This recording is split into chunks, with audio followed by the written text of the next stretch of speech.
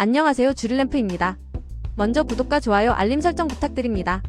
25년은 전 세계가 불확실성과 긴장의 한가운데에 서 있는 해다. 전쟁, 기술 변화, 기후위기, 공급망 재편이 동시에 진행되며 투자자 입장에서도 과거와 전혀 다른 전략이 필요해졌다. 세계경제포럼이 발표한 올해 글로벌 리스크 보고서는 복합위기의 시대를 선언했다. 각종 위험이 얽히며 단순한 경기 변동이 아닌 구조적 변화가 시작된 것이다. 첫 번째로 주목할 위험은 지정학적 갈등이다. 러시아 우크라이나 전쟁, 중동 분쟁, 중국과 미국의 패권. 경쟁은 이미 국제 무역 질서를 흔들고 있다.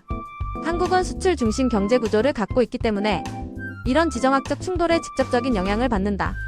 반도체, 배터리, 조선, 자동차 등 주요 산업이 특정 지역에 의존하고 있어 갈등이 길어질수록 공급망 불안이 커진다. 따라서 투자자 입장에서는 산업별 리스크 분산이 무엇보다 중요하다. 특정 국가나 섹터에 집중된 ETF나 주식 비중은 조정할 필요가 있다. 두 번째는 기술 리스크다.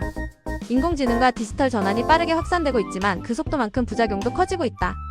사이버 공격, 개인정보 유출, 허위정보 확산 등은 단순한 사회 문제가 아니라 기업 가치와 신뢰를 흔드는 요인이 되고 있다. 특히 AI 관련주는 단기 과열이 반복되고 있어 기술 경쟁력보다 실제 수익 구조를 기준으로 선별해야 한다.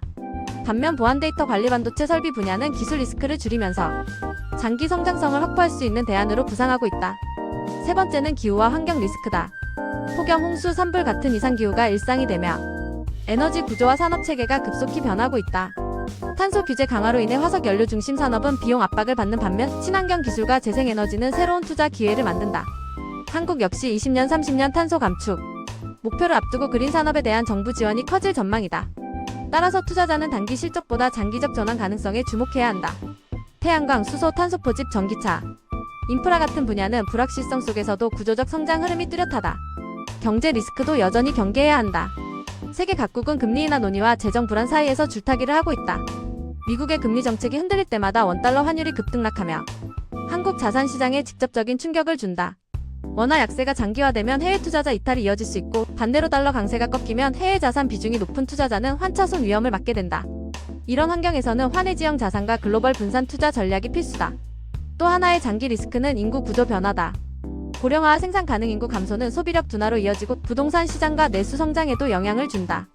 하지만 동시에 헬스케어, 바이오, 고령 친화 산업은 성장 기회가 될 수 있다.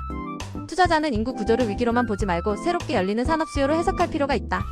25년 이후 투자 전략의 핵심은 불확실성 속의 분산과 유연성이다. 단일 국가, 단일 자산군에 집중하는 투자는 이제 위험하다. 미국 중심의 기술주 편중보다는 인도, 동남아, 유럽 등으로 분산된 포트폴리오를 구축하는 것이 안정적이다.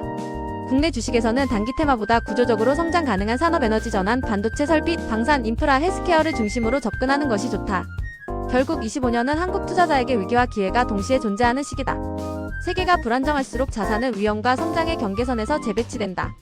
이제 중요한 것은 시장을 예측하는 것이 아니라 변화 속에서도 버틸 수 있는 포트폴리오를 만드는 일이다. 불확실성은 언제나 존재하지만 준비된 투자자에게만 다음 사이클의 시작은 기회가 된다. 오늘 내용이 괜찮으셨다면 꼭 구독 한 번씩 부탁드립니다. 감사합니다.